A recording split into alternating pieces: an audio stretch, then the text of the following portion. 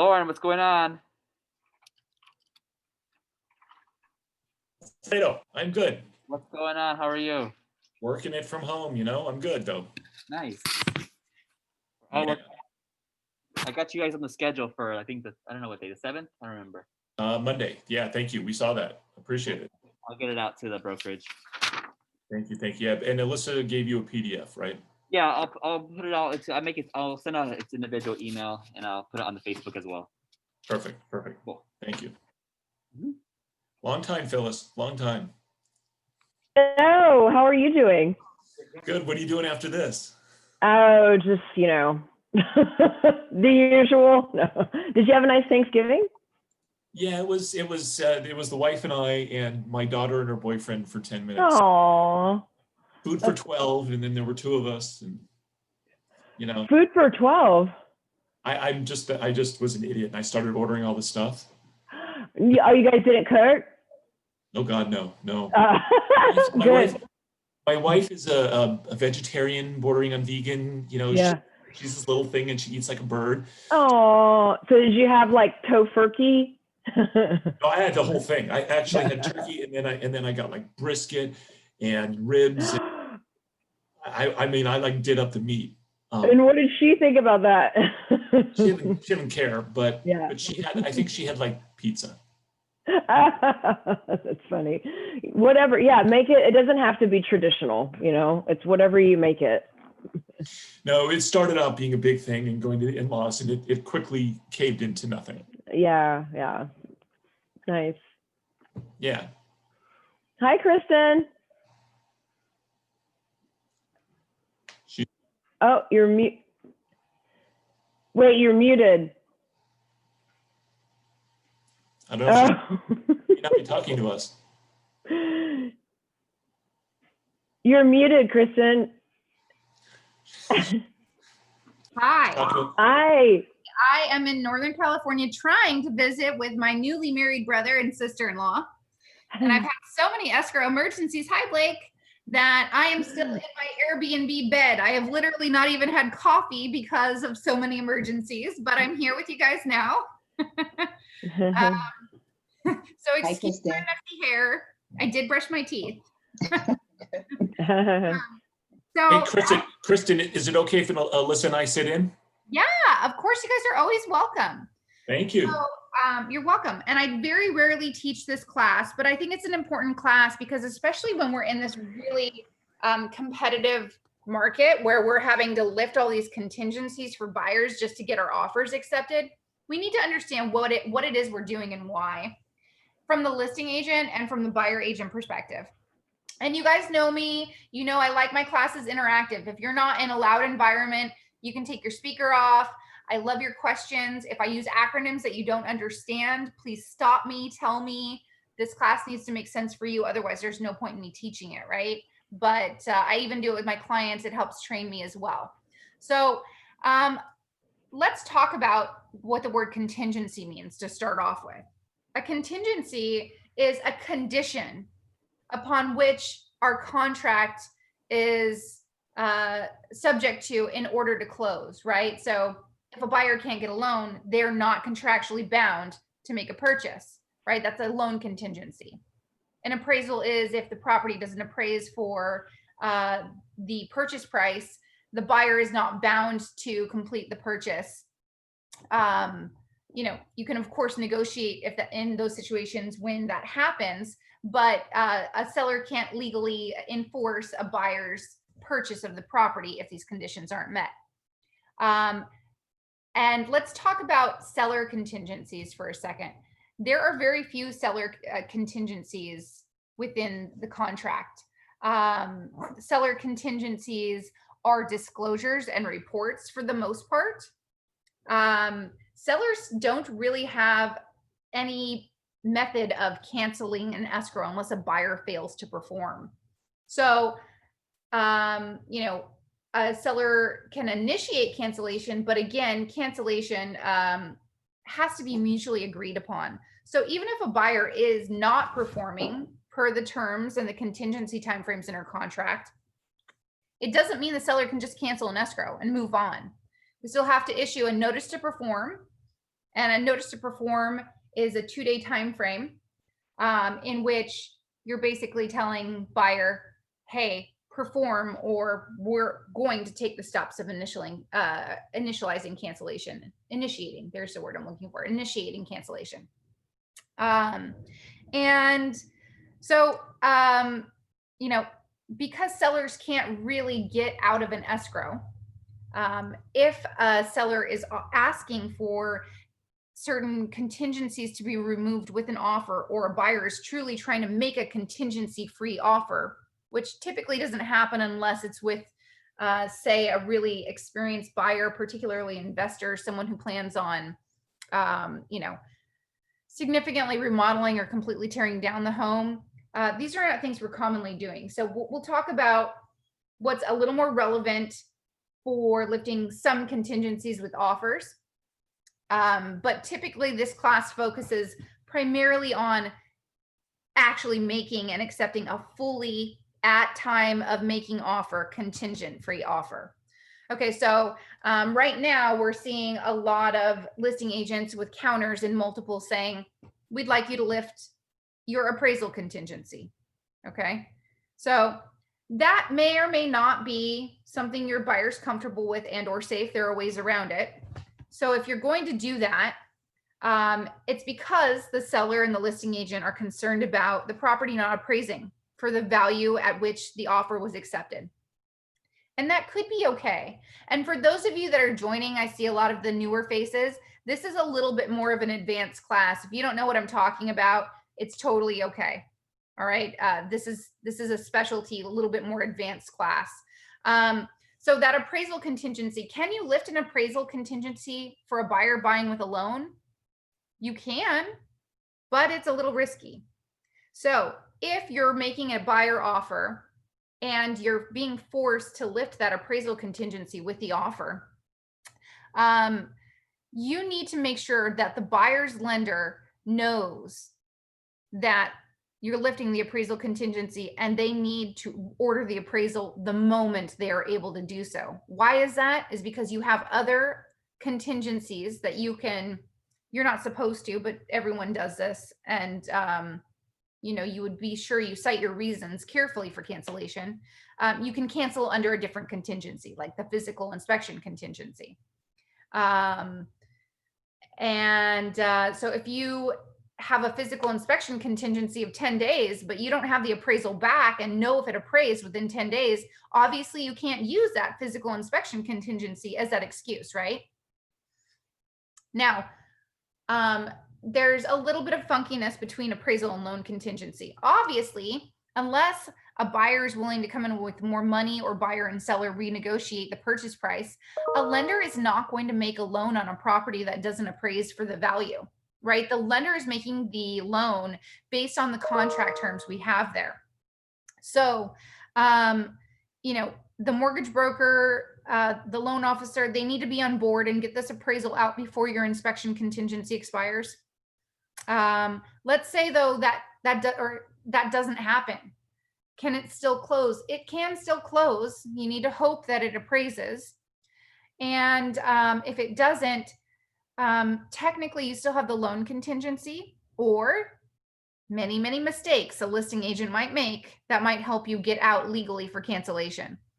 But let's say you don't have a listing agent who makes mistakes and you need to get out of it, but you don't have that physical inspection contingency timeframe to hide behind anymore. At that point, our contract specifically stipulates that if you lift an appraisal contingency, but you can't get the loan because of the appraisal not coming in, that loan contingency is not supposed to be able to protect you under it. Do you get away with it if you needed to? Yes, but you're not going to say it's because it didn't appraise. You're going to have your lender say for some other reason that there's an issue, the buyer can't get a loan. And this is a gray area, guys. We don't openly talk about this stuff, right? I talk to you real talk, but we don't openly talk about this stuff because we're skirting contractual rules here. And that's not how you want to operate. That's not a great way to have a good name in the business. That's not a great way to have good relationships with other agents if you get into escrow and do those things.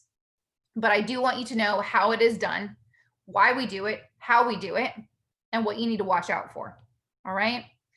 Another thing you can do, and I teach this in my How to Get Your Buyer Offer Accepted in Multiples, it's not always possible, but if you have like, if your buyer is working particularly like with your preferred lender, someone who you know does a good job, who is great, and your buyer happens to be extremely qualified and have very typical type of income, like W-2 income, maybe not self-employed, or they're qualified to buy something for 4 million, but they're only buying something for 1 million. If you're in a counteroffer situation and the listing agent's asking for the loan contingency to be removed, or you want to get your buyer offer accepted and you want to play with the idea of having the loan contingency removed, you would first pick up the phone, talk to the buyer's lender. Is this possible? Would it be safe to go with no loan contingency? Okay. If it's possible and they say it's safe-ish enough, the next conversation is, and you probably want to do this with your lender, is talk to the buyer and find out if they're comfortable. Because remember, we work for them. They need to understand any risk that might, come their way. They need to be on board with it. And I want to say 4 or 5 times last year, thankfully, my buyers oftentimes work with my preferred lender. 4 or 5 times last year, I was able to get my offer accepted, even when it wasn't the highest offer, because my buyers were able to lift their loan contingency. But again, not up to us. First off, we need to know if it's possible with the lender. And then you need to speak with the lender, with your clients, pose that option and make sure it's safe. So Can I now ask a that, quick question? Yeah. How common is this, like appraisal and a loan contingency? Like, are these really, really common? in a standard transaction where a buyer's buying with a loan, it is always there. Oh, okay. It's always there. It's only in the super competitive market that people have started asking for those things to be removed. And you can do it. It is a way to make your buyer offer look really strong. Now, one thing I'll tell you, I would never lift both appraisal and loan. I would never lift both. I need some protection for my client, right? So you're not lifting both if they're buying with the loan. All right, so now that we've kind of talked about what's relevant with contingency free, let's talk about the more traditional idea of contingency free offers. I wish you all these fantastic, really wealthy clients and developer clients who are like, Christen, find me a deal. I've got cash. I want to buy 10-day close, no contingencies. Well, whether or not they offer no contingencies, they probably will still have built-in contingencies. Most likely the listing agent is not as skilled as they need to be to know how to truly accept a contingency free offer. Because in order for that to happen, prior to the offer being accepted, the listing agent would have to have every single report necessary and disclosure necessary to provide to the buyer. That would mean, like from Lauren, the preliminary title report. That's a contingency. Lauren, are you with us or talking to someone else? I think he's on the phone right now. Oh. Lauren, are you on the phone? Just shake your head like this. Yeah, he's talking. He's on the phone. Yeah, he has no idea. Sorry, I tried to help. Okay. So yeah, so guys, if you're a listing agent, the second you take a listing, open title. Open title. First off, you need to know if there are any problems you need to address before you start marketing it. You need to know if you can even sell it. So there's no reason ever, if you're a listing agent, that you don't have that preliminary title report before you go on the MLS. No reason ever. Okay. The second thing is some cities require retrofitting and building reports. Not every city does. So if you're not sure and you're taking a listing, you can talk to an escrow officer. So, hi, you were on the phone, Lauren. So Lauren, I was just telling them that if they're a listing agent and they ever want to take a truly contingency-free offer, they have to have a prelim from you first. Or no, he's still not hearing me. I think that he is still on the phone. But yes, Yeah. we always suggest that you guys open a prelim right away, but they obviously Oh. are a little bit. Oh, Alyssa, I'm so sorry. I didn't realize. Alyssa, yes, we'll listen to Alyssa. It's okay, no problem. I don't really speak a lot during meetings. Normally Lauren does, so people kind of forget that I do title too, and I'm not an agent. But yeah, And prelims. how can we forget that face though? Look at her. Me? Yes, beautiful. She's so pretty. Oh, I love you guys. Thank you. But prelims will help you find out everything that you need to know about the property. So right when you list, if you know it's going to sell, or it's probably going to sell, open up a prelim right away. The only time you really don't like to open them is if you don't really think it's going to sell, because it's like $600 to get one ordered. So that would be out of pocket. But normally do get them ordered, check it out. We'll make sure everything's clean. And that's how you'd find out all the bad info, the good and the bad. Yeah. And even if you don't order the prelim, because it's a risky one, you can still ask title to look at the title and tell you what's on it. Yeah, we could let you know. Yeah. So if you're a listing agent, you need the prelim. You need any building reports, city inspections, and retrofitting. And this is prior to acceptance, right? So this means when you take the listing, you're going to find out, if you're not familiar, from the escrow officer you want to use, hey, does this city require retrofitting? And if so, what do I need a certificate? Like Los Angeles has a certificate of compliance. Also, the building report for Los Angeles is called the 9A. The seller pays for it. I go ahead, when I take a listing, I do the paperwork myself, but I was an escrow officer before. You can just attach whatever escrow officer you want to use. Typically, as a listing agent, you get to choose the the escrow company anyhow. And a buyer's agent is more likely to go along with your choice if you already have someone involved anyhow. So ask them, what do I need for the city for building report, retrofitting requirement? Not only do you need to take care of that, you need to have the actual reports. Okay.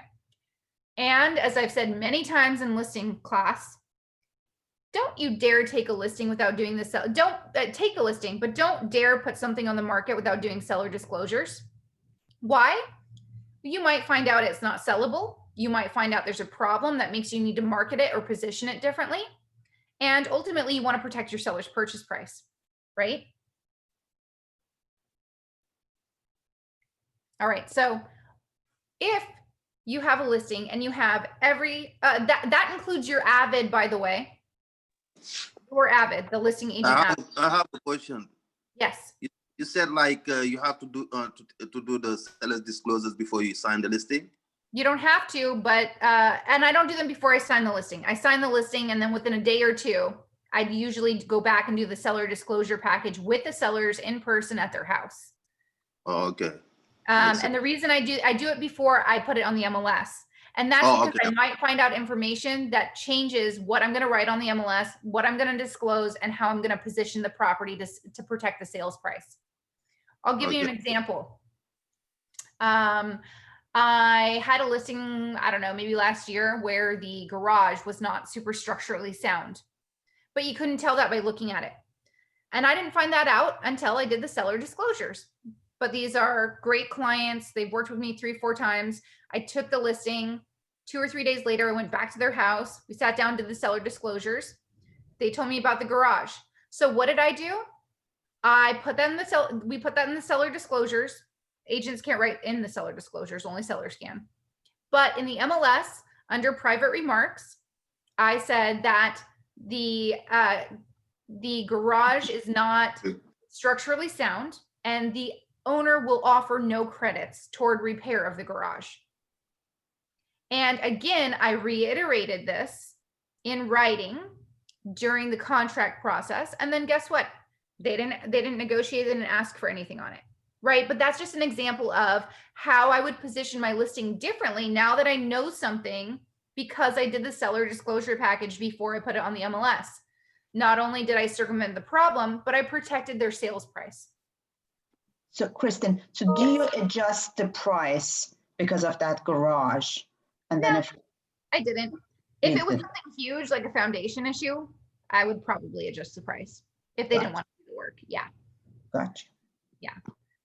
But this was like a 1904 house. That garage was a carriage house originally.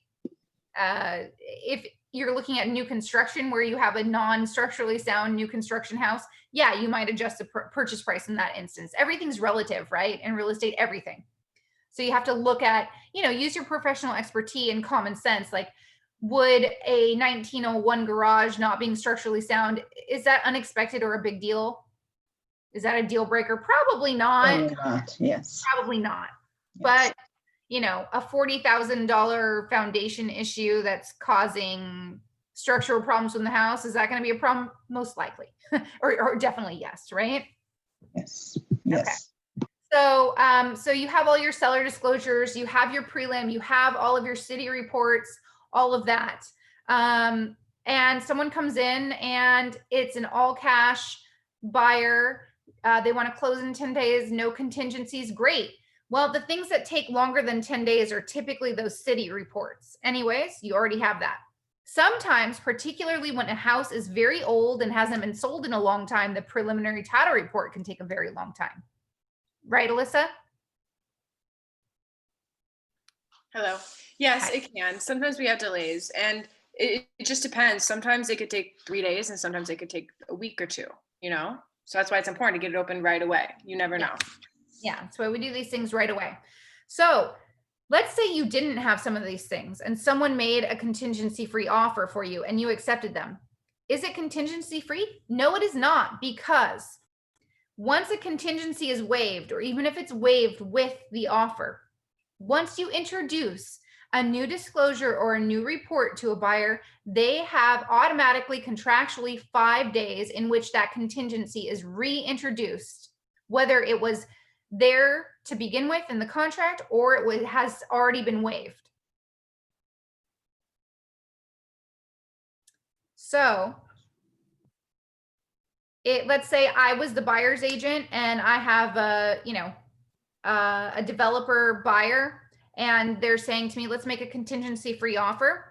I'm not telling the listing agent this, I'm just writing them a contingency free offer. But let's say they find out something they don't like about it.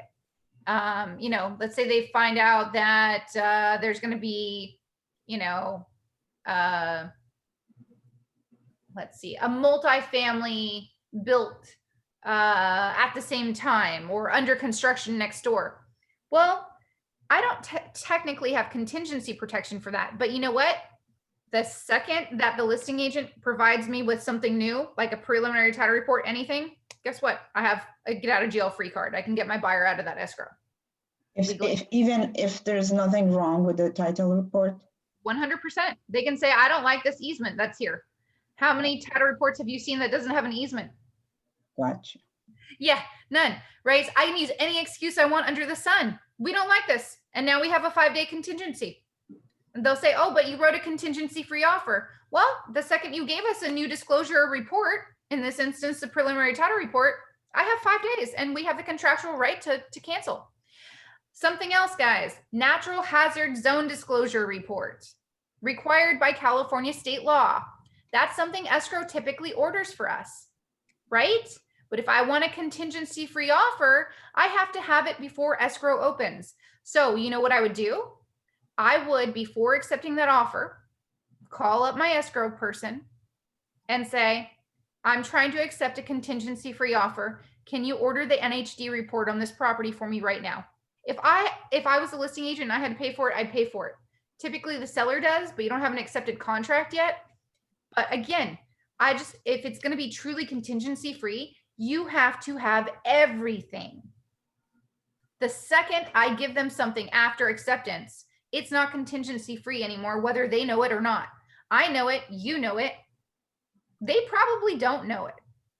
Like in fairness to you, it's good for you, but you know it. And so now you have more knowledge and more power than the average agent. So when someone makes a contingency free offer to me, if I'm the listing agent and I stall so I can get this NHD report, I have everything I need. What do? I counter back. Even if I'm happy with every single term. I counter back and I say, see attached receipt for reports. Seller is providing. And I list out every single thing. You would probably want to enlist Brian's help on this to make sure there's not a single disclosure that's not there, that's not signed by you and the seller. Does that make sense? And remember, I told you Avid as well. You're Avid. So I hate doing Avids. You really should do them prior to going to the MLS.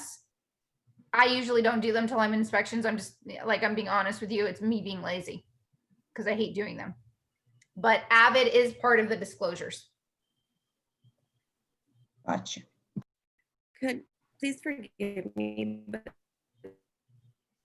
you wouldn't ask. You're breaking up, but I think you're asking me what an Avid is. It's an agent visual inspection disclosure. Thank you. Yes, I forgot the acronym. Thank you so much. Yeah, you're welcome.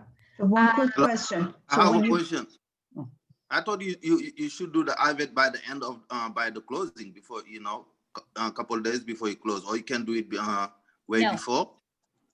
You should do it way before, and it's actually part of the seller disclosure contingency. So it should be delivered to everyone prior to the expiration of the seller disclosure contingency, which is typically what, guys? If you don't modify in the contract, what is it? How many days?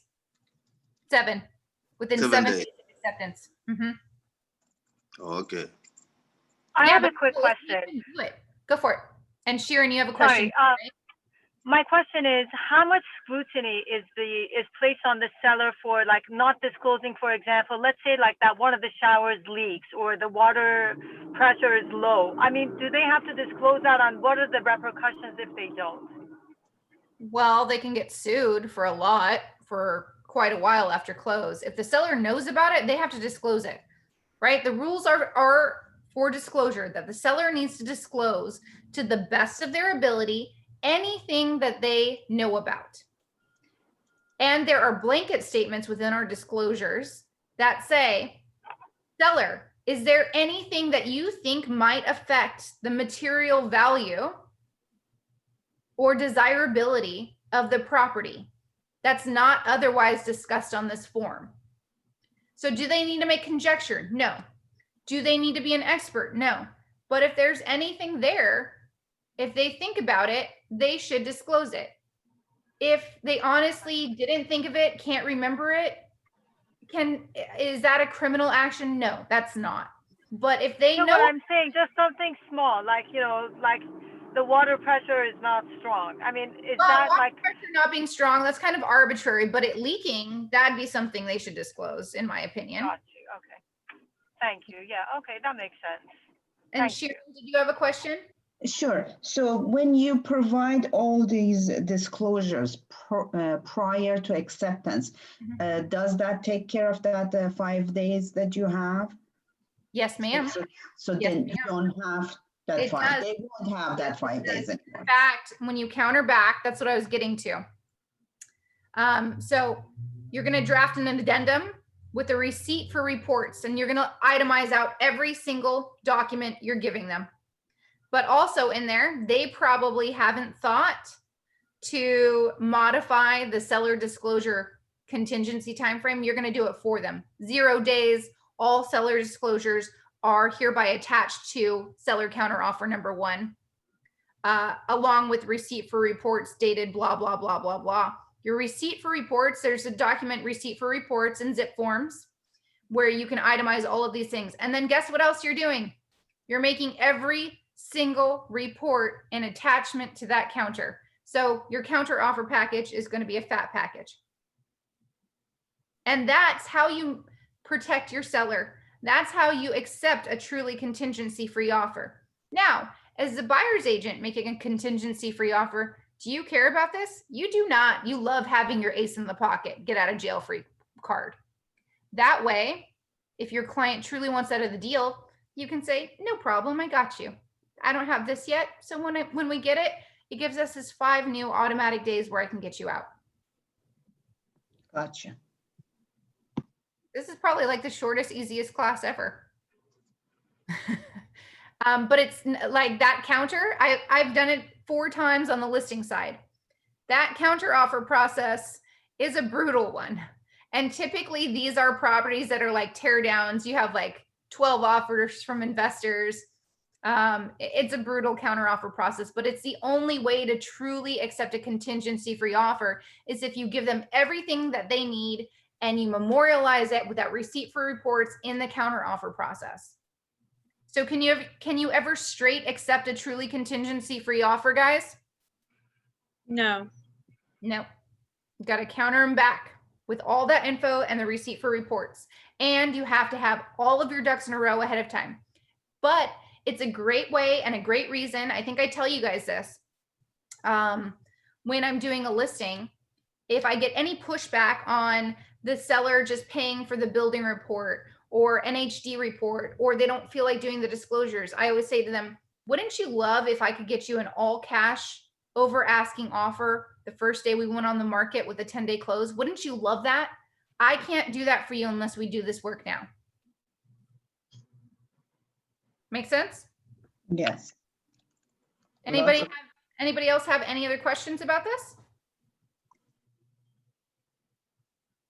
No. So that's a truly contingency-free offer. And like I said, if you're the buyer's agent, you don't really care. You let them accept your actually contingent offer all day long under the very attractive guise that it is non-contingent. But as the listing agent, you're going to tie it up so that it is truly contingency-free. All right. Well, since it's such a short class, if you want, I can hang out for 5-10 more minutes and answer any other related or non-related questions you guys have. No? All right. I had a quick question. Can you please clarify? I wrote down your sentence, but I didn't get the rest of it. Appraisal contingencies lifted could be a little risky because the property might not appraise. Right. And then after that? Oh, so if you're doing it on purpose and it doesn't appraise, what you wanted to do is you wanted to make sure your buyer's lender's on board to have that appraisal ordered ASAP so that you can cancel under the protection of a different contingency, hopefully the physical inspection contingency, because every property, even if it's new construction, has at least one thing wrong with it, right? Mm-hmm. If that's not the case, or you run out of the physical inspection contingency, you can still try to cancel by them giving you a report late, or having the lender say the loan didn't go through for some reason, although that's not quite honest, right? So we don't want to do it that way. Right. But let's say it doesn't appraise and everyone still wants to move forward and you don't have the appraisal inspection contingency. There's still the possibility the seller might negotiate with you on the price, or the buyer can come in with more money and make the lender happy. That's all negotiable. Okay. And you were also saying that this isn't the way that you would always want us to be conducting business, but no, yeah. No, not at all. Not at all. Lifting appraisal and loan contingency, even with the most qualified buyers, even when I think that the property value is spot on or it's priced under market value or under our contract price, you can get, just like anyone else, an appraiser can be stupid. Mm-hmm. They can get it wrong. Right? So no, I never want to do these things unless I have to get it accepted. And I really need to make sure that my whole team is on board behind me, that my buyers are totally comfortable assuming the risk. Mm-hmm. Because even though I have a lot of outs for them and can protect them, and honestly, when I suggest this, most of my buyers do it with me. It's ultimately their choice and their money. And you need to watch, and everyone always, I think people wonder why I'm so stressed out and I work so much, is I do a lot of these risky things all the time. You have to watchdog it. Like the second I wake up in the morning, my eyes flutter open and I open my calendar. Like I am so on top of reminding myself of everything. I have sticky notes all over my own house. Like I pull them down before I have company over so that I'm not embarrassed. But I live my life in anxiety when I do these things. And you should too, because this is one of the most important things people ever do is buy or sell. And you're responsible for helping them do that safely and in a way that they're comfortable with and meets their needs and achieves their goals. Don't take lightly what you do. You're helping someone with something that's just as important up there with a birth, a marriage decision. This is an important thing and you need to take it seriously and treat it with the respect that it deserves. And you do these risky things and it will cause you some sleepless nights and some concern. It's another reason producing agents are typically skinny. I'm a little too nervous to eat or too busy to eat. So first we would call it escrow, and then we would get the credit, the title reports as well. just to make sure? No, you would call someone like Alyssa or Lauren directly and get title report. Okay, Because and then it's not open yet. What you okay, would call escrow for is building report requirements, yes, NAC, natural hazard zone disclosure report, and certificate of compliance requirements. And they may not facilitate it for you, but they'll be able to tell you what you need and provide you the documentation you might need to fill out. And in all honesty, like if you're working in our office, you should really know what Beverly Hills and LA requirements are. And if you don't, go see Pele in our office right now and find out and get a copy of those documents so they're on your computer in a drive saved somewhere. But you know, like I have a property and I have an escrow in Lake Forest right now. I have no idea what those requirements are. The listing agent chose an out of area listing agent. So you know what I did? I picked up the phone and I called and asked for the team leader over at the Costa Mesa KW office. And I said, do you have in-house escrow? They said, yes. I said, can I talk to them, please? And I explained who I was, where I worked. And I asked her, do you have these requirements? Because I don't know, and I need to protect my client. And this is even on this transaction has contingencies all over the place, but I need to know. I can't take someone else's word for it. I can't trust that the listing agent knows. In fact, this listing agent doesn't even live in the state. So I don't want my escrow held up because something didn't get done. Even if it isn't my responsibility, I need to be aware because my responsibility is to my buyer and my buyer expects to close and move at a certain time. got it. So first it's the title and then escrow to get the city. Yeah. Information. And disclosures, remember, disclosures probably ahead of anything else, because if you find out craziness during disclosures, you're probably not opening a preliminary title report because it might not be sellable. Got it. So can you please give us the steps first of who you want us to call first, second, third, fourth, etc.? Okay, so after listing agreement is signed, you're going to do seller disclosure package with your sellers. Okay. Okay. Then, unless you think the property won't sell for some reason, you're going to call title either way. If you think that the property will, within a reasonable, will reasonably sell, you ask them to open a preliminary title report. If you're taking it, if you make the mistake of taking a really bad or super overpriced listing, you're probably just calling title and saying, hey, can you look at the title on this property? I just want to know if there are any potential problems. I want to make sure my sellers are my sellers. I need to make sure that there aren't any clouds on title that I might need to start working on now. If you're recently licensed, you probably are familiar with the term cloud on title. It just means anything that might prevent transfer of sale, right? And that can be very simple. It can be something that a bank forgot to record, or it can be something that makes a property impossible to sell without court battles. So you definitely want to know what's going on before you go to market. Okay. Then after you have the seller disclosures, you have your listing agreement, and you can reasonably sell it, and title says nothing bad, there doesn't look like there's anything bad here. Then escrow, help me order natural hazard zone disclosure report. Help me order building report if there's any one required. Are there any retrofitting requirements? If so, is there a certification required? And Avid, guys, do the Avid when you're doing the seller disclosure package. Have a really boring, not fun day. And that's the agent visual inspection disclosure. Thank you. You're welcome. And like I said, guys, if you're newer, this is a class I probably only do once or twice a year. It's a much more advanced class. You have to obviously have the basics of contract and all of that down to really, really get a lot from this class. But even if you're new, come to all of them. You're going to pick stuff up. And even if you don't remember, you'll at least think, gosh, should I be worried? I remember Christen saying something about being prepped for contingency free or lifting contingency. If you feel overwhelmed, if you're afraid, you're going to ask a question, which means you're going to be just fine. It's the people who are not overwhelmed or afraid at all that scare me.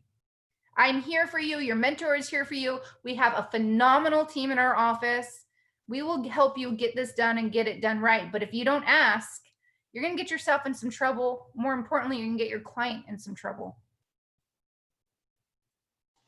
And guys, I real quick, I can flush out red flags really quickly. All right. I don't even really need to run a full prelim. I can tell you if there's a major cloud on title. I can tell you if there's a BK. I can tell you if there's a lawsuit. I can tell you if there's a substandard from building and safety. I can tell you pretty quickly what's recorded on the property and cut to the chase on that. So your buyer will know whether they want to write an offer, not write an offer, spend money on inspections, spend time on everything. I can cut to the chase real quickly on that.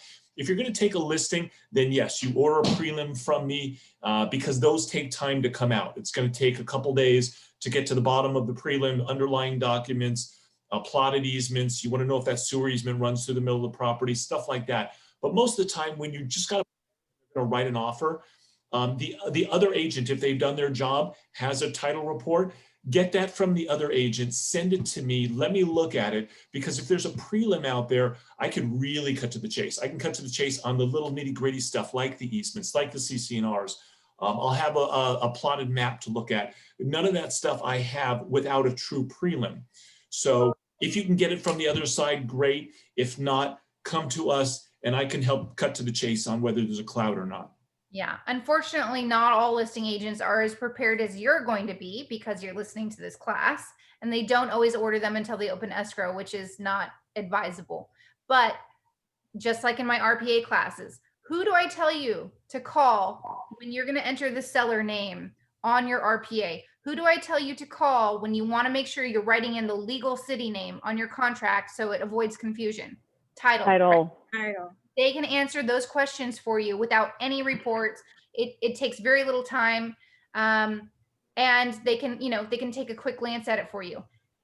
They have customer service departments you can call directly to, but they're not going to be as valuable if in case there's some little funniness going on, but they can give you those numbers where you can even call directly, because property records, when it says a seller's name, particularly if it's an entity or if there are too many people in title, there's a limited amount of character space for the seller name, and it's always screwed up. It's always screwed up. If it's a trust, an LLC, it's almost always screwed up. So pick up the phone, write the email.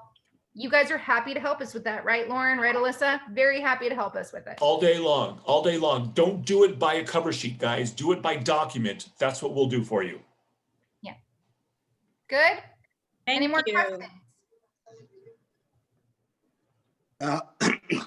Sorry, I have a question. If you're dealing with probate, if you did, okay, so can you hear me? I say if you're dealing with a probate, is demand like more disclosures with that, or is it the same thing? Hold on a second. Someone has background noise going on, and I don't know who it is. Okay, go ahead. Yeah, I say if you're dealing with probate, usually we have like more people in the title, and so how we can deal with that? Well, there's usually a probate attorney who's involved, who's going to tell you. But title can also help you with that, but it's going to come from the probate attorney. Okay. Right? Yeah. Yes. I know you have to talk with the probate attorney. So you should find if it is a court confirmation. Sometimes they say it is a court confirmation. Yeah. If there's no court confirmation, it's almost like a normal sale. There's just an extra addendum and extra disclosure. If there's court confirmation, it's very complicated, but it's really just a lot of time frames. It's timing. I have a whole class on probate sales. It's recorded. It's on my YouTube channel. Okay. There is also a fantastic estate planning attorney that does probate seminars. His name is Paul Horn, Paulhorn. I take his classes once a year to brush up and because I don't do that many probate, to see if anything's changed. He impressed me so much. I did my trust with him. I had my father do my trust with him. I was so impressed with him. He has a fairly heavy accent, but his knowledge is beyond. I was super impressed. Okay, thank you. Yeah, you're welcome. So take my class, you get all the information, but I butcher it a little bit. And remember also probate rules vary from court to court. So dollar increments and things like that. And it may be county court to court. I'm not sure, but it's going to be slightly different in different areas of the state.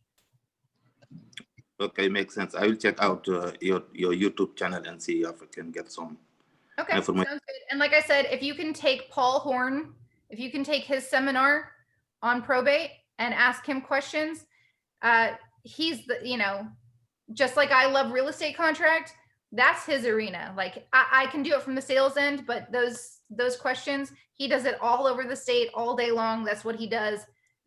I couldn't be more impressed with someone on that subject matter. Okay, thanks. Makes Yeah, sense. you're welcome. CAR is giving a class for probate sales.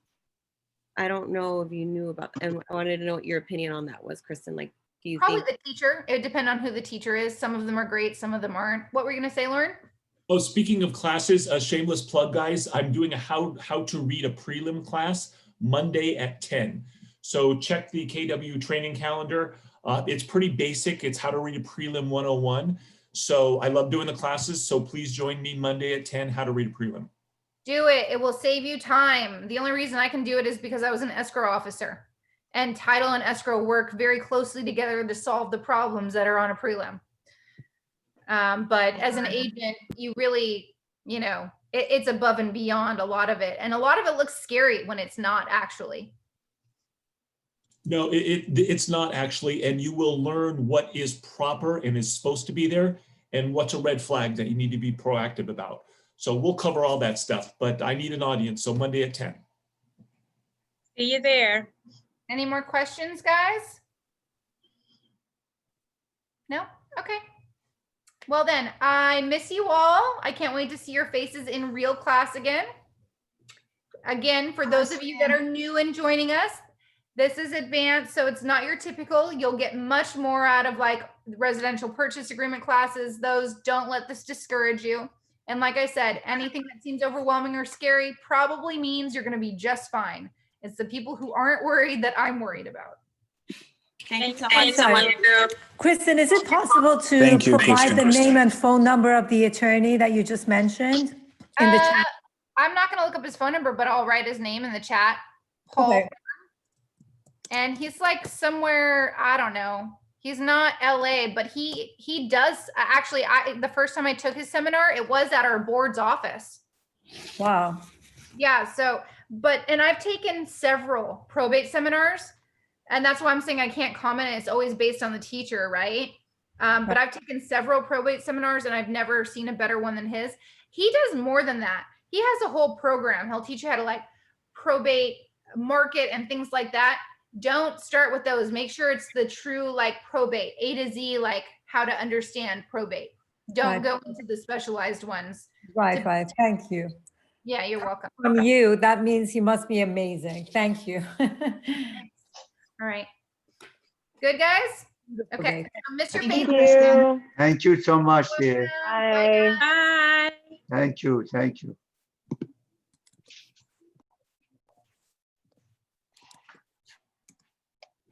Thank you, Christian. You're welcome.